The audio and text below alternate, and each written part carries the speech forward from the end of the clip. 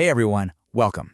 If you're currently prepping for a major English proficiency exam, you're going to want to treat this explainer like a high-priority briefing. Today, we're tackling a massive and honestly often totally invisible roadblock in academic English. We're looking closely at a really high-stakes grammar trap, the words rise versus raise. Now, these two words, they sound similar, they look kind of similar, and yeah, they both generally deal with the concept of things moving upward. But how students misuse rise versus raise is quite literally one of the most consistent and costly errors we see in formal writing. So, if you've ever felt even a little bit unsure about which one to use, you are in the exact right place. We are going to completely deconstruct this trap today so you never ever fall into it again. Okay, let's dive right into this. I want you to read this sentence to yourself. Prices raised sharply last year. Now, ask yourself, can you spot the grammatical error? To a lot of students, especially when they're writing quickly and they've got the clock ticking down, this sentence looks perfectly fine. And honestly, it even sounds somewhat natural if you hear it casually in conversation. It clearly gets the point across that things got more expensive, right? But in the strict, totally unforgiving environment of academic writing, this sentence is hiding a fatal flaw. Have you spotted it yet? Well, if you didn't catch it, here's the harsh truth. It is absolutely 100% incorrect.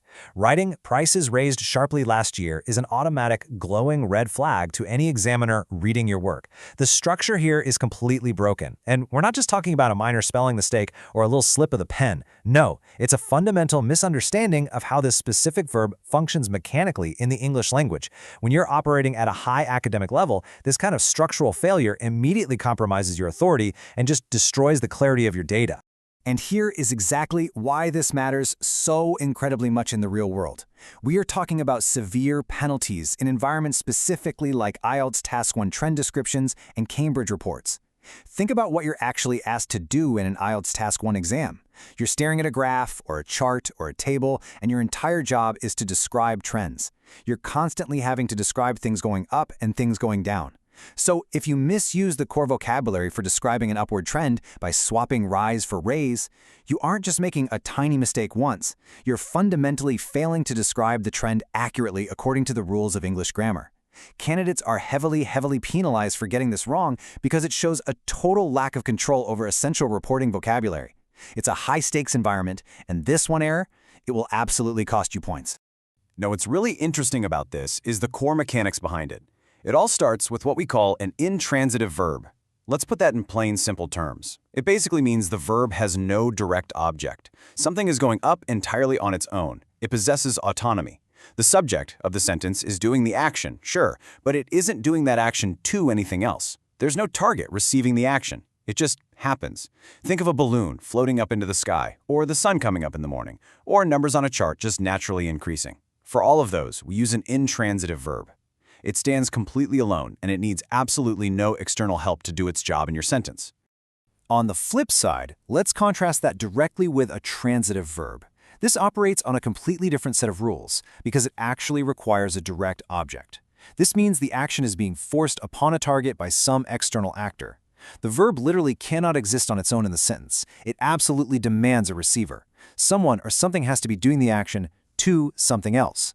Without that direct object, a transitive verb just leaves the sentence hanging. It's incomplete. It's broken. It's essentially a mechanism of pause and effect, where an actor forces a specific target to move.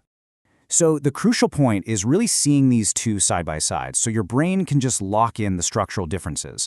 On the one hand, rise is the floating balloon. It's intransitive, it goes up on its own. On the other hand, raise is a crane. It's transitive, and it absolutely requires a target to lift. This right here, this is the heart of how students misuse rise versus raise. They treat them like they're totally interchangeable synonyms, and they just completely ignore the structural requirement of the direct object.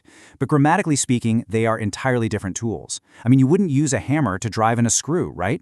You use rise for autonomous upward movement, and you use raise when an external force is actively pushing a target upward. Let's actually look at this in practice with a correct example. Prices rose sharply.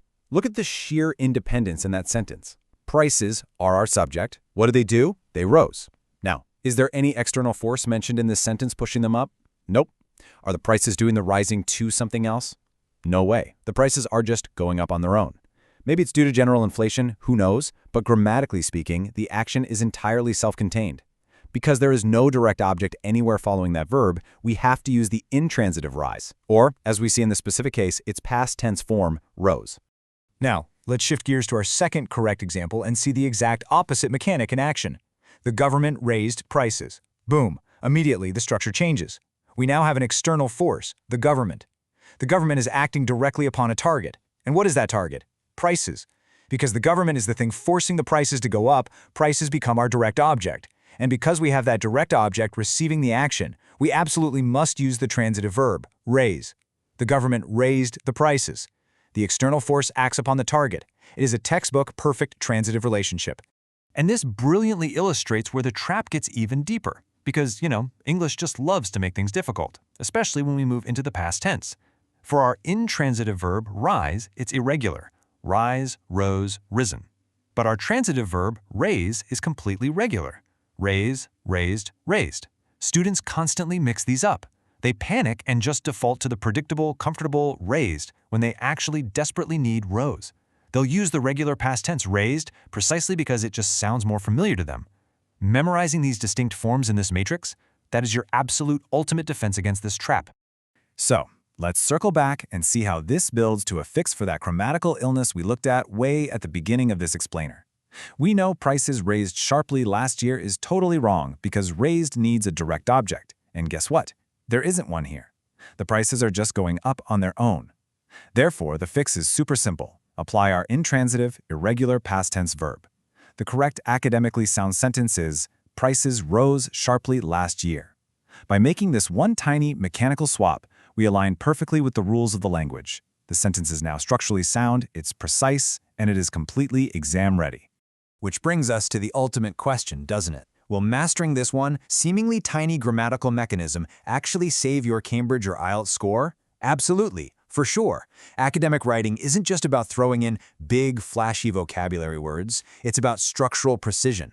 By avoiding this transitive-intransitive trap, you don't just dodge penalties, you command total authority over your data. So, the very next time you sit down to describe a graph, I want you to ask yourself, are your numbers rising on their own, or is someone raising them? Keep that difference in mind, and keep learning.